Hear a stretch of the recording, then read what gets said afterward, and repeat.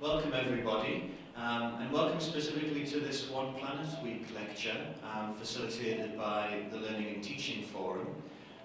Just to note that this lecture will be live streamed. Everyone that is sitting in the audience will not be recorded, so please don't worry about that. However, if at any point you'll be participating, such as asking questions, then your voice will be actually recorded as part of that. Okay. So I'm absolutely delighted to welcome Professor Zoe Robinson from Keele University to facilitate this lecture this afternoon. Zoe completed her undergraduate degree and PhD in Keele. She then subsequently worked within environmental consultancy and has actually worked at Keele since 2004 from a lecturer and is now an actual within the professoriate. Zoe's acted as an advisor on education for sustainable development for the Higher Education Academy, now Advanced HE, the Environmental Association for Universities and Colleges, and indeed the National Union of Students. Zoe's a National Teaching Fellow and also Principal Fellow of the Higher Education Academy. And her current role is the co-director of the Institute for Sustainable Futures. And so I'm absolutely delighted for Zoe to facilitate this talk this afternoon on Universities for Sustainability, Response and Responsibility. Zoe, over to you. Super, thank you very much, Glenn, and thank you all very much for coming along today. So as Glenn was saying, I have a list of different current titles. The key thing is that sustainability is part of all of them. It's very much been core of all of my career. But equally important, I think, is how I view myself and refer to myself as a researcher, an educator, and a practitioner. And all three elements are actually quite important to my identity, to my work, and also sort of feed through the talk today. Really sort of looking at sustainability as a whole within universities across research, education, the estate and operations as well. Okay. So what I'm going to talk sort of to you about is I'm going to talk about me a bit, start how I started out in this field, look at where we are, and then look at sort of the role of education in sustainability, and then more broadly universities' contributions to a more sustainable future and how that can be achieved. Right, here's the first question. So, hands up, who thinks that the way that we live now is sustainable? This is where I could get voting software, but it just takes too long. Anyone think that the way we're living now is sustainable? Depends where you live. Tell me more. Those who don't have, so those who are extremely poor, live in a very sustainable way because they reuse, recycle, and are much more careful of the resources that they have. Yeah, absolutely. So, there's very much, there's a great differential in terms of impact on the planet. But yeah, generally, I've been doing public talks around sustainability and climate change for 15 years. And the number of people who, looking from a Western sort of perspective, who say the way that we live is sustainable is pretty small. Which then you sort of look around and go, well, we're all kind of complicit, really, aren't we, in terms of how we're living our lives. Well, we know that it actually can't continue. And that really leads me to sort of three underlying questions that I want you to really sort of reflect on. And we'll come back to these. So the first question is, what are the responsibilities of universities in contributing to a more sustainable future? What are your responsibilities as higher education professionals in contributing to a more sustainable future? And what are the responsibilities of our students in contributing to a more sustainable future? And any students here at the moment? So you can change them. What are your responsibilities as well? What will they be? Okay, so my starting point was this. So very much, and scientist, physical geography, digging holes in soil, collecting water samples, etc., etc. And I started off as a lecturer in physical geography. And very early in my career, I remember reading some essays or some exam answers saying things like, humans are too insignificant to affect global climate. And that brought me up short, because it started to make me think. I was teaching geography, so our geography students, the ones that we're teaching, think humans are too insignificant to affect global climate. And that worried me, and really started to get me thinking actually about my responsibility, our responsibilities as educators. And that actually took me into the world of education for sustainable development, a field that I didn't know existed. And it's really been sort of most of my career working in this field, sort of very much standing on the sidelines going, sustainability, climate change, these are important things. But to know, often sort of not feeling that those voices were being heard.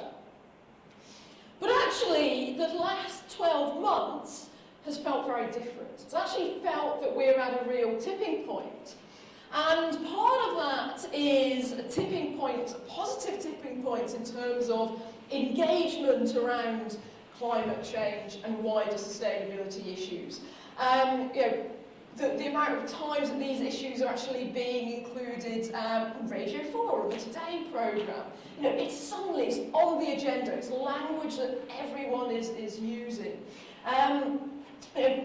Even the Committee on Climate Change, advising the government, saying, we can get to net zero by 2050, not early enough, but we can get there. And that, again, feels like a real tipping point.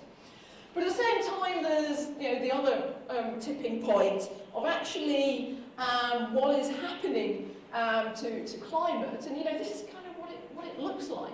The statistics on coral reef bleaching, really sort of scary. Projections, increased intensification of storms, etc., etc. And not just that, but actually increasing evidence that climate change impacts are actually faster than were projected, that they're accelerating, and starting to actually hear sort of much more language around sort of, the fear, the grief that this is engendering, which are actually probably the right responses. Those emotional responses haven't really been there before. So it really feels like we're at a time of two tipping points. Whether one has been quick enough is a question. So whenever there's an issue, tends to be that people go, well, education's the answer. Well, that's great, because we're in education, it's the answer. But is it? This next quote, my favourite quote, to get you to think about the role of education, particularly higher education. So it's worth noting that the destruction of the planet is not the work of ignorant people. Rather, it is largely the results of work by people with BAs, BScs, LLBs, etc. Education can equip people to be more effective vandals of the earth. If one listens carefully, it may even be possible to hear the creation groan every year in late May, when another batch of smart degree-holding but ecologically illiterate Homo sapiens who are eager to succeed are launched into the biosphere. So actually, education as it is, isn't the answer.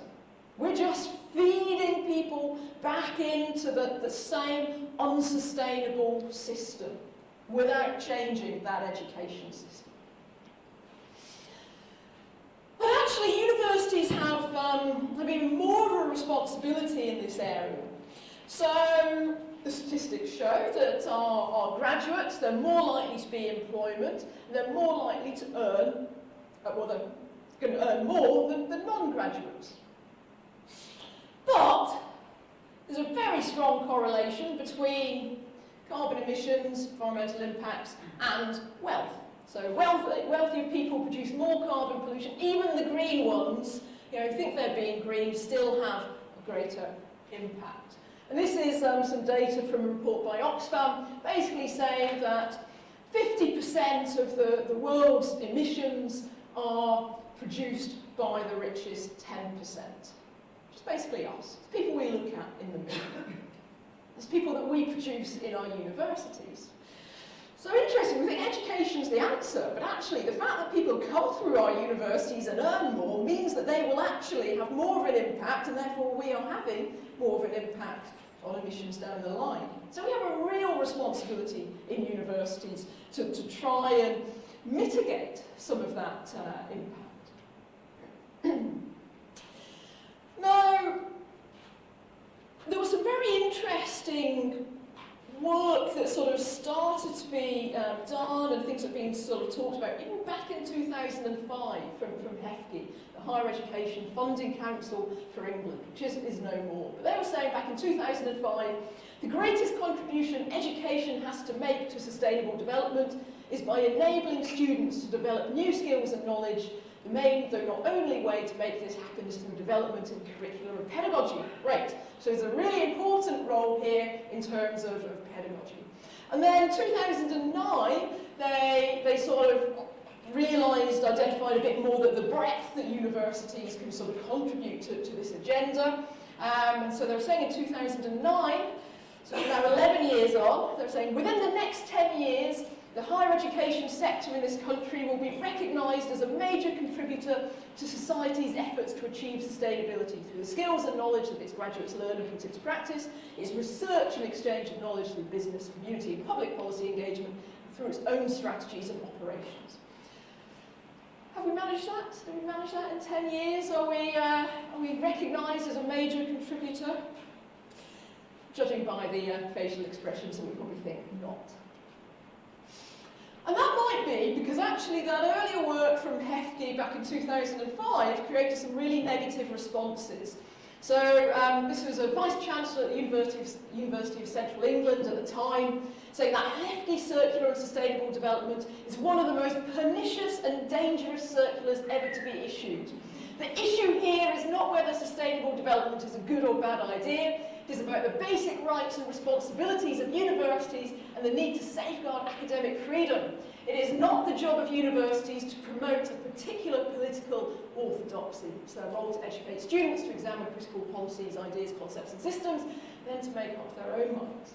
And that actually really made PFHEA roll back on what they were sort of trying to do in terms of sort of levers around sustainable development within universities.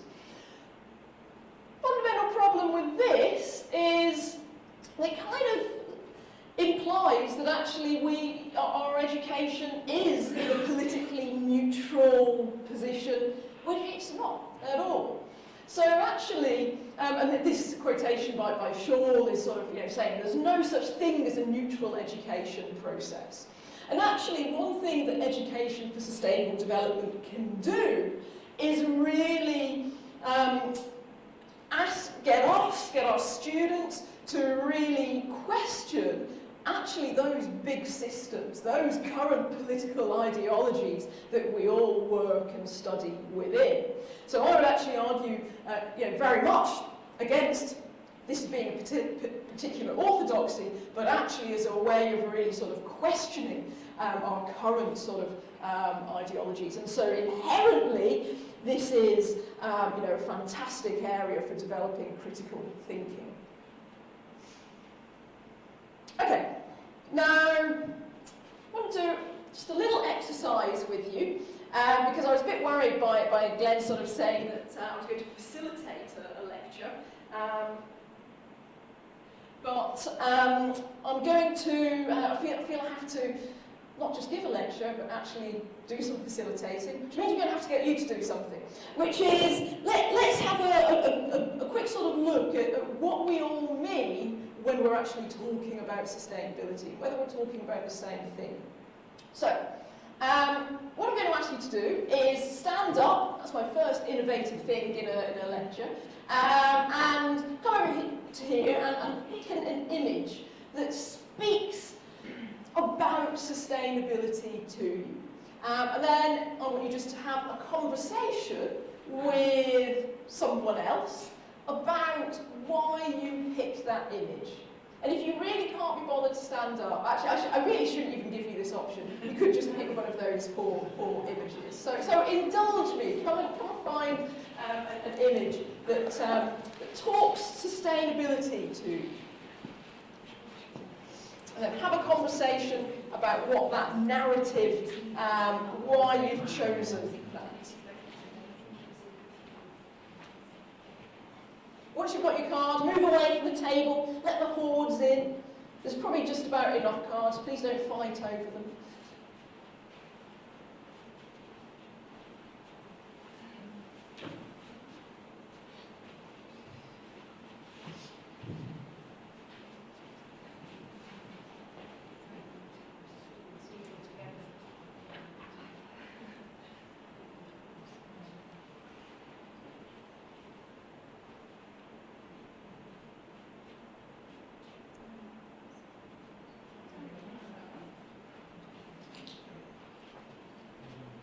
If you've got a card, find someone else with a card and have a conversation. This is as much about the conversation that you have.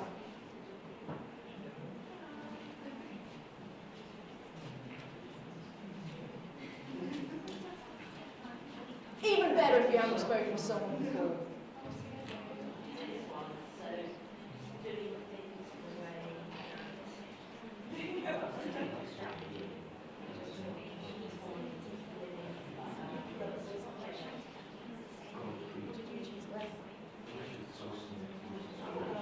Right, we're going to give you 2 minutes.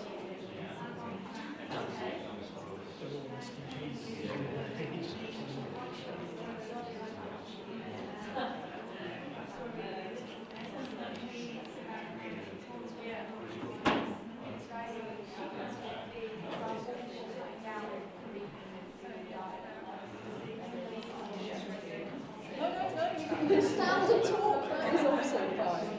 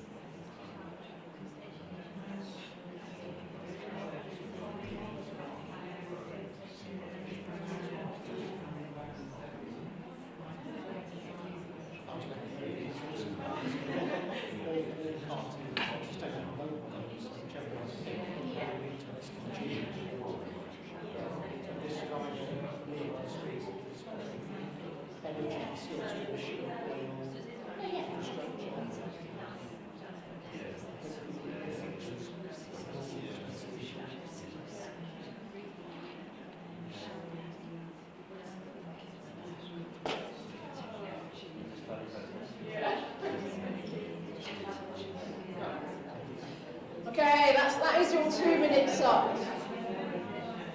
So, ring the bell. Return to your seats.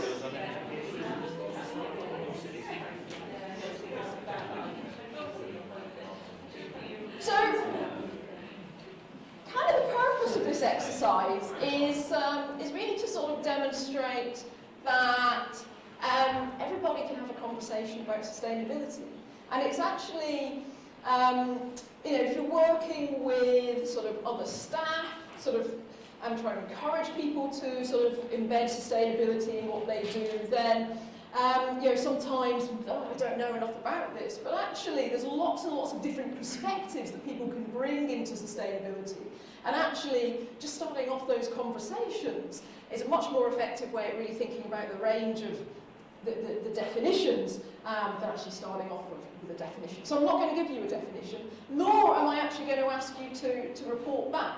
Not because I don't care about your conversations, but actually the conversations themselves are the important sort of thing for you to have had. If you want copies of these, I've run out of hard copies, but you can print them off online, and they're on Creative Commons, and there's a web link there.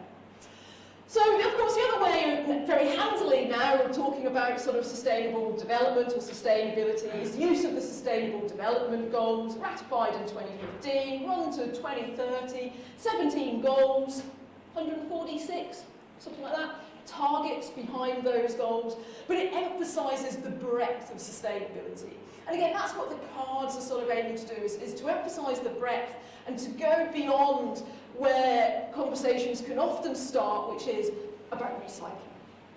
So, going beyond that. And of course, one of the Sustainable Development Goals is quality education. One of the targets within that is actually around education for sustainability and learners acquiring the knowledge and skills needed to promote sustainable development. Okay, so that's, we've had a think about the breadth of sustainability, but what about education for sustainability? What's sort of really meant by that? Now, the QAA back in 2014 published some guidance for educators, and we're currently redoing this guidance, so it should be published later on in this year as an update, possibly completely different. They define education for sustainable development as the process of equipping students with the knowledge and understanding, skills and attributes needed to work and live in a way that safeguards environmental, social and economic well-being, both in the present and for future generations. But actually, I think one of the interesting things is it goes further than that, and it says it's about working with students to encourage them to consider what the concept of global citizenship means in the context of their own discipline and their future professional and personal lives. Consider what the concept of environmental stewardship means. Think about issues of social justice, ethics and well-being. And then finally developing a future-facing outlook, thinking about consequences of actions, systems, societies, adaptations. So it's actually saying it's all of these 4 different areas. And again, importantly, environmental stuff is just one of those areas. Now, we did a bit of work with our students a number of years back. Didn't get around to publishing it, but hoping to do the next survey and bring them all together. Into looking at what our students thought and felt about the relevance of those, well, 3 different areas to their disciplines. And so we divided our students into arts and humanities students, social science students, natural science students, and health students. And asked them sort of what they thought of the relevance of these concepts were to their discipline. Now, there's really interesting variation between the different sort of fields. So, natural sciences think, yeah, okay, sustainability is relevant, but not so much global citizenship, environmental stewardship or social justice. So, I wonder what they do think is relevant. Arts and humanities students, really interestingly, no, sustainability is not relevant, but these areas, so global citizenship, social justice are really relevant, and health students. And bear in mind the impact that the NHS has in terms of our carbon footprint, so yeah, environmental stewardship isn't relevant to us. So actually, this sort of work, I think, is really important in identifying the gaps and actually saying, if we really want to do education for sustainable development well, then we need our students to have appreciations of all of these different areas. So, for example, if our natural science students are saying they don't see the relevance of social issues, well, isn't that really worrying, actually? So maybe we need to sort of address those gaps. Okay, so this is a graph sort of showing numbers in terms of the global student population. So we've got over 220 probably students globally. Now actually, if they all sort of see the relevance of global citizenship, environmental stewardship, then actually some really big impacts to be had. So I really just want to highlight the size of the global student population. But also the role of students is also seen as really important because they are our future leaders. Now sometimes, staring out a room full of students, that might be scary, no offence, but they are. Our future leaders are in universities now. And therefore, we have that opportunity to give our future leaders a sustainability lens to make their professional decisions through in their future. phrase from Jonathan Porritt, who sort of fairly recently sort of got really involved in the university sector as the Chancellor of Keele University, and saying that we should think about preparing students for the work of the world, not just the world of work. And actually, you know, there's an awful lot of increasing sort of emphasis around employability and, you know, preparing students for the future sort of jobs, but actually, I just think broader than that in terms of the work of the world. Okay, so the next areas that I want to look at are around what are the different ways that we can approach education for sustainability. And it's very easy just to sort of think about the core curriculum, the stuff that we teach, so the curriculum. But also, within a university, there's other important spaces. There's the co-curriculum, so the sort of informal opportunities might be led by the Students' Union, might not, but just opportunities outside of their core sort of compulsory teaching. And then what is called the hidden or the subliminal curriculum, which is what we all learn from the environment in which we study, we work, we live. And sometimes that can be there can be conflict. So if we are teaching about sustainability and then there's sort of very visibly unsustainable practices, then actually you can have sort of a dissonance really within students. But equally, it can be a positive space for learning. So there are different approaches for addressing education for sustainability within universities. So within the curriculum, we could just say, right, we're going to have sustainability-focused degrees. And we've run an undergraduate sustainability-focused degree at Keele for 10 years.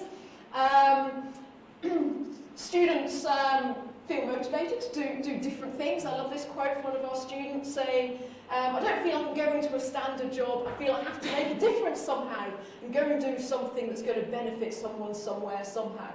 Before, I think I would have been happy bumming around and not doing much of my life, but now. So actually, you know, our education actually motivating students that they can make a difference. Now, obviously, that's only a small cohort of students, so it doesn't get us really where we might want to be, but still might be an important part of it.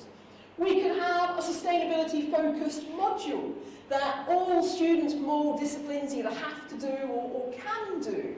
So one of the things that I developed about 12 years ago was a module linking sustainability and business, and the idea being that all students are going to go on to work. All businesses and organisations need to think about sustainability, and therefore this is relevant to all students. And this has been quite successful in sort of changing some sort of views of students. At the bottom, quotations, one of my favourites. I didn't believe as an individual I could make a difference, but now I know I can. It almost makes you feel it's worth going into work sometimes. And then we could make sure that we embed sustainability in all degree programmes. And then that could be compulsory or it could be optional. To be compulsory. At Keele, 96% of all of our undergraduate degrees at least embed sustainability from an audit that we did a few years ago now. And the crucial thing is that for all of those subjects, it is led by the discipline specialists. So it's not just getting someone like me, who talks about sustainability and nothing else, and coming in and giving a one-off lecture. It's actually the people who teach them all of the time, making those connections and embedding it. And if anyone's interested, I've got a few copies of this brochure, which are just sort of individual case studies from different subject areas, English, chemistry, history, about sort of how people have embedded sustainability in those disciplines. Okay, so a question that I've sort of, I suppose I've had underpinning a lot of my curriculum design, in particular sort of developing the undergraduate programme in sustainability, is thinking, how do we enable students to gain the kinds of skills needed to bring about transformative social change towards sustainability in their own universities and wider communities. So I don't want them just to think about it, I want them to do something about it. And so actually that link between action is really important to me. And that's probably why I started off by saying I'm a researcher, educator and practitioner, because I feel that the action for me is important to actually make change as well.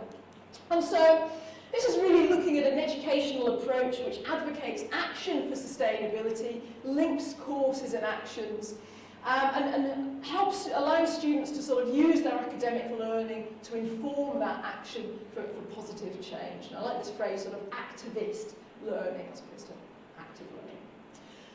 And indeed, this was in the Guardian a week or so ago, saying, you know, we need to link education and climate activism and talking about that responsibility within universities. So an example from Keele, that's all I know, you know, I've been there all of my adult life. An example from Keele of I think really this sort of idea around action being stimulated by the curriculum is our Sustainable Student Bungalow, which has been running for about 8 years now. And this came about through 4 of our sustainability-focused students in the pub one day, as students do, and they were sort of bemoaning the fact that they couldn't live as sustainably as they wanted to within the university halls of residence.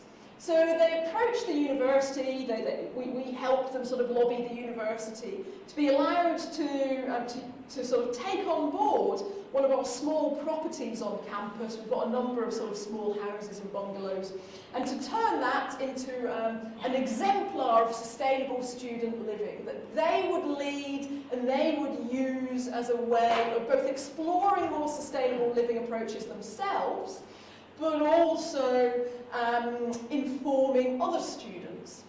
And so that's been running, say, for a number of years now, and you know, with different amounts of success in terms of their wider impact every year. But they appreciate those opportunities. But there is a really interesting question here that sort of we came up against. Because for me, as an academic, oh, this is a fantastically interesting academic project. But it's also the students' private spaces. And actually, there's some really interesting tensions to navigate around sort of those public-private sort of spaces and borderlands around some of these projects. So actually, we rolled back in this project from quite doing the sort of detailed sort of research that we wanted to do, because actually the students were less happy about us sort of having that much insight into their public lives. And that might be because those are the students that I personally am teaching, and I'm assessing them, and then actually the need for sort of a more neutral sort of partner would help sort of mitigate some of those tensions. But action projects can lead to further action, and by having that space for students talking about sustainability and sustainability action, that led to another group of students developing a university-wide organic veg box scheme. Keele's on top of a hill, it's hard to get organic produce, so they set up a veg bag scheme to make this available to everyone in the university. And that led in time also to a zero-waste, plastic-free shop as well, which is now run by the Students' Union. So, you know, these are co-curriculum projects where there's an awful lot of learning happening, but they were inspired by the curriculum. And you know, I think for me, there's a lot that can be done in these spaces, and a lot of skills that can be developed, which are much harder in a traditional sort of academic sort of setting. And it also allows students to fail as well, which we don't so much in the formal curriculum. And failure is a really important way of learning. So I don't think we should ignore the co-curriculum as actually a powerful way of approaching education for sustainable development. But I just want now to sort of go into to what touches on the hidden curriculum, but also sort of thinking through this integration between education, research, the estate, and sort of operations of the university. And I'll just talk through, again, about some of the projects sort of happening at Keele. I would say, not everything's perfect, and, I can see lots of areas that we need to further develop. So there's a lot of work within this field now around the use of universities as living labs. And the idea is sort of, and different people use sort of living labs in different ways. Broadly, this is thinking of our university estate as sandboxes to play in and to experiment with new sustainable solutions. But we should go further than that, and we should be thinking, well, how does that link into our research, and how does that link into our education? And certainly some people are sort of using things coming from Manchester University, has done quite a lot of work on this. Actually we can think of our student body as an untapped human resource to actually help explore and develop these new sustainable solutions. We don't know what the answer is and the route to a more sustainable future is, but it's a pretty exciting time because we are part of developing and exploring what those systems might be like. And university campuses give us, so much flexibility and opportunity to really explore different and better ways of doing things. It doesn't mean that that is happening in universities, but there is that opportunity, and we're sort of seeing a bit more of sort of really trying to think about doing things differently. But it also needs to go beyond just doing things differently for the university's benefit itself. And we need to build into those programs, how do we get that learning into a wider context, so those solutions are really sort of being trialled and can be scaled up.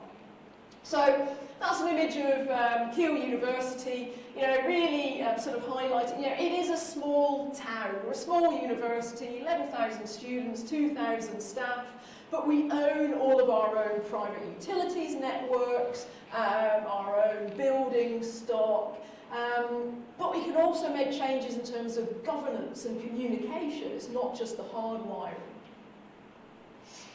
So some of the big projects that we have going on, so we have our Smart Energy Network Demonstrator, which is Europe's largest smart energy network demonstrator.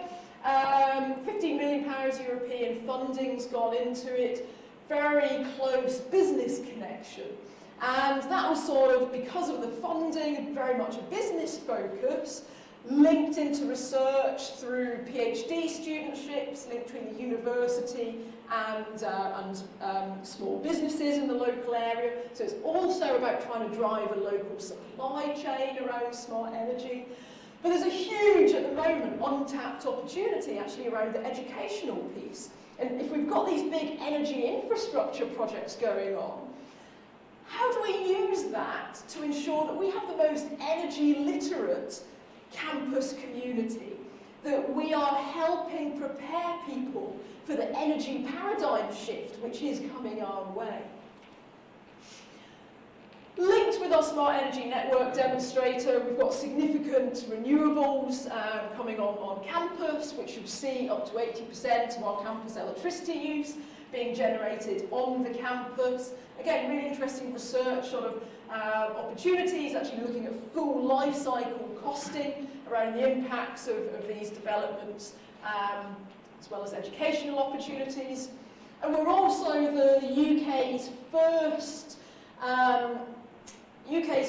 trial of blending hydrogen into the gas grid as a way of trying to decarbonise heat. So it's not all natural gas, you create hydrogen renewably, and then that starts to take some of the carbon out of your gas grid and your heating. And again, so another big energy project happening in our university. So the university is very much contributing to a more sustainable future through helping provide an evidence base, but ultimately national rollout of this technology is what the partnership is looking at. But sustainability is also needs to be sort of very much integrated in our research. We, in October 2018, set up a new research institute, one of 3 in the university, the Institute for Sustainable Futures, framed around the Sustainable Development Goals. But it's a research institute which also speaks to our education and training as well, because actually to drive change, we need to combine all of those areas. So universities can contribute to a more sustainable future in so many different ways, including actually what they do with their money. So you might be familiar with various, there's been a lot of student campaigning around divestment from fossil fuels, and now we've reached a sort of a halfway point of half universities who've divested. Thinking about how we do things differently, thinking about travel, thinking about conferences, thinking about promotions criteria, which requires people to demonstrate international networks and therefore drives international travel. Whole range of different areas that universities can contribute to, which interestingly, is starting to really be picked up in the media in terms of the role of universities. And we're going to get to a point where universities are very much questioned about what they're doing in this field.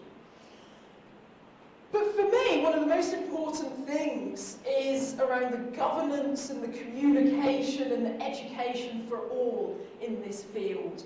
At Keele, we were having a chat over lunch, and actually we don't have a really working sustainability strategy. We kind of need to write one. We're just getting on and doing it, but actually this is pretty much our strategy, which is our strapline of embedding sustainability in all that we do. And I have 30% of my time is as the university's Director of Education for Sustainability. So that is with a responsibility for embedding sustainability in the curriculum and the wider student experience, e.g. everything. And the things which I am most proud of are the things that I haven't done.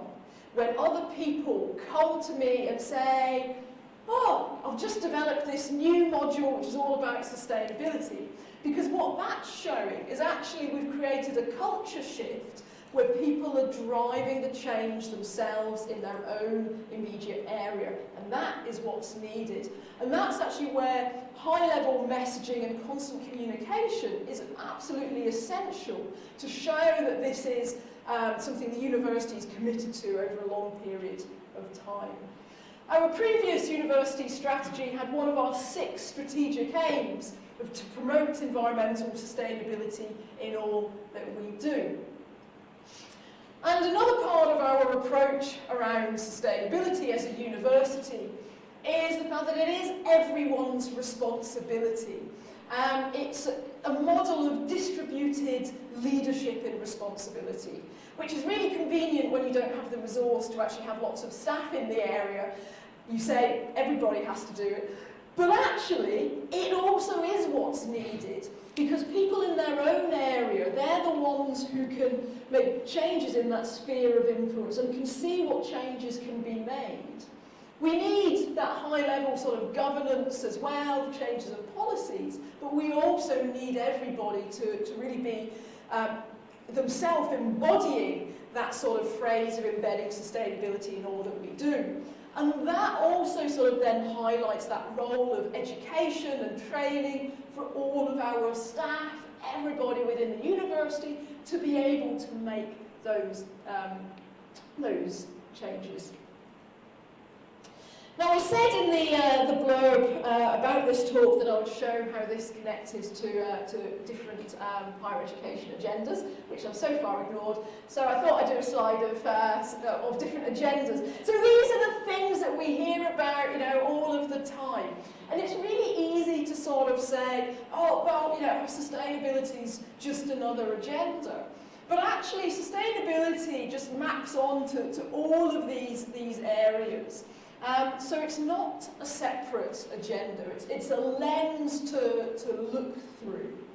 And I'm more than happy when you have questions to be to make some of those links if people are questioning them. We can have a good conversation about internationalisation there, I think. And that brings me on to the elephant in the room. Now, it is all very well sort of saying, like, what changes can we make in our current systems? But there are also genuine conversations that we should be having which aren't being had. And one of those particularly is around growth. And this constant mantra of growth within society as a whole, but growth within our institutions as well. And whether we can really have sustainability at the same time as such a focus on growth. Whether that's growth in the estate, growth in international student numbers. And so we also, in terms of critical thinking, also sort of need to think about those bigger questions, those things which aren't being addressed. And so overall, I would say that there's a need for new narratives. We need to question what's seen as normal. We need to question what's being done before. Make sure that we're always thinking of new ways of doing things. We need to make sure that what we do embodies caring about other people's futures and embodies caring about the non-human world. And really sort of think about where are the wider scale systems changes that we can also make. So, really to conclude, I bring you back to these questions. So what are the responsibilities of universities in contributing to a more sustainable future? Broad, across all areas. What are your responsibilities as higher educational professionals in the same, and the responsibilities of students in the same? And I will leave you to ponder those thoughts. After I've read my final quotation, the science demands it, the evidence is before you, we must start at once, there is no time to lose. It's coming from the Committee on Climate Change. And with that, thank you very much, and we've got time for some questions.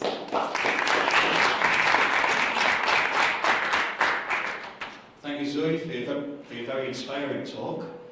Any questions for Zoe, please? Yes? Jeff Beaton from the Pollution Health Association. Do you think that part of your job is to educate your fellow academics? You were talking of a process that's decadal, really. By the time you taught people to do stuff to get empowered.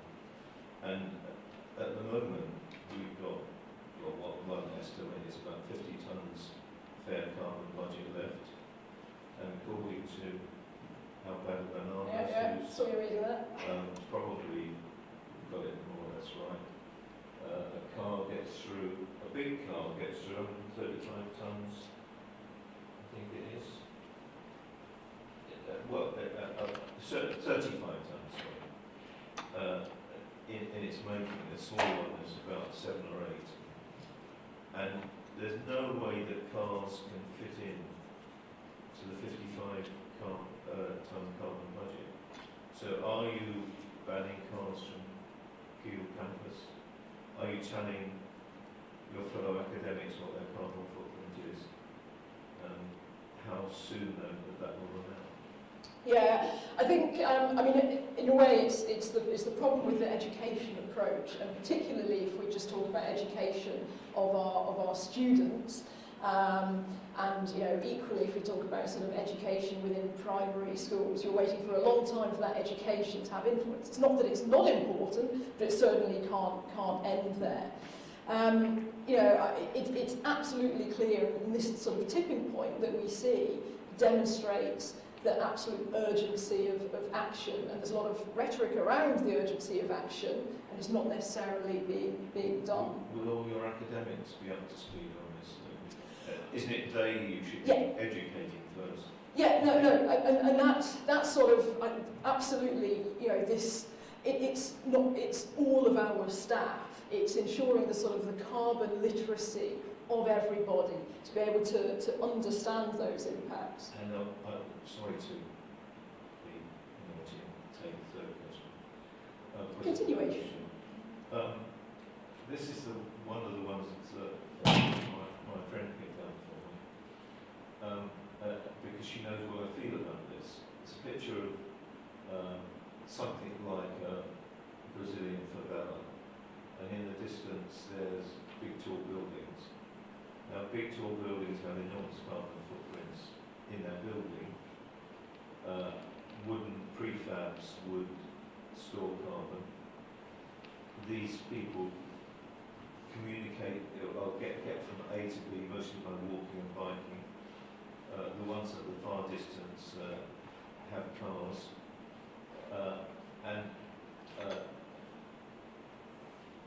There's an enormous political emphasis on not telling these truths.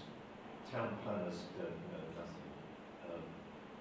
And just to point you, have you heard of Carlo Ripa-Damiano, European Commissioner in the early 90s? He did a study that showed how much cheaper it was to live without cars, and got sacked. Yeah, I mean, you know, that's why I suppose I end talking about systems change, because that is, you know, whole systems change. You know, our whole society is based currently on fossil fuels. You know, we need to look at doing things fundamentally different. And, you know, I think it's an interesting sort of double-edged sort of sword. I say double-edged sword. Anyway, I suppose on the one hand, you know, I think it's a fantastically exciting time that we're living in because of the scale of systemic change that is needed. And I suppose in terms of that education for academics, all of our staff, and that sort of influence, the thing which is really important is I think trying to get that excitement and that feeling that we can be part of changing things and putting us onto a better path. You know the political problems you've got there? A few of them. Thank you. Avatar. So thanks for a great talk. Just wondering, in terms of higher education, is the future back to the Open University model? Yeah, interesting, and again, conversation over lunch actually about sort of the growth of online learning here. I mean, we need to look at different ways of we need to look at different systems within higher education for a whole range of different reasons. I think to increase that flexibility. We need to generally consider, you know, the carbon footprint of how we do our education, but that equally includes considering the carbon footprint of all of our online activity as well. But I mean, in terms of, again, come back to it, I think one of the most important things is governance, and what I'm pushing for sort of within our own climate emergency sort of action work is for climate change to be part of every decision-making process. So inherently, you know, we're sort of always thinking, what are the carbon implications of doing this or this model? And again, questioning what we've always done with that particular lens. Yes. Just add one thing. I think I saw a very nice picture of the sustainability hub. My understanding of that's nearly closed down, or it's probably just a third at best of what it was, which was a beacon of excellence. I will take that conversation offline with you. I think it demonstrates, so the Sustainability Hub at Keele University was it was opened in 2011, and the idea of it at the time was really to bring together all of our sustainability activity across sort of education, research, outreach. Inevitably, people move on, agendas sort of move on, and I think it's kind of the victim of some of that movement, but actually I would say since then the overarching sustainability focus in the university has increased, but there is a sort of casualty, but you can talk more about it. So in this afternoon's lecture we're focused on what higher education can actually do to facilitate education and sustainability. What extent do you think schools and colleges have in actually fulfilling that role? Yeah, I think it's you know, we need that. We need it to run through everything. You know, not just our schools and colleges, but our councils, through all of our businesses, and actually you're seeing some real leadership in some businesses. But you know, it comes back to sort of the education. You know, now in primary schools, you're talking 20 years for really that to have an impact. But maybe, you know, we are seeing some of that actually those connections to nature that can be fostered through schools, they're not happening elsewhere. You know, over the long term, we need that to be happening, but it's not enough. And I think we've had several decades of far too much emphasis on the answer is education, we'll do it in primary schools where it's easy to get into the curriculum. Whereas actually this is something, it's wholesale change and re-education in all facets of our society. Thank you. Any final questions? Can I ask a very short one? How can you get from your sustainability bungalow to persuading town planners to build sustainability towns? Well, a small step is that independently the university in its halls construction projects have said we want to turn this sustainability bungalow concept into a block. So, you know, actually, okay, we've seen sort of on that small scale.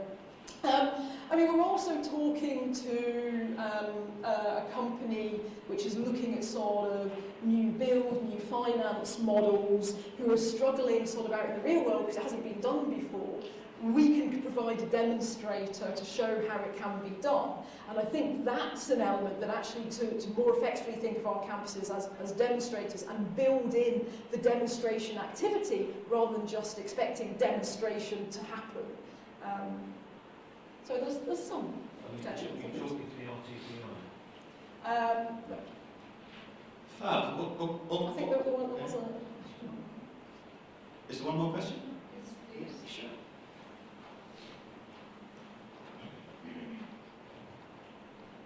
Thank you very much, Zoe, it was really interesting and it all looked wonderful.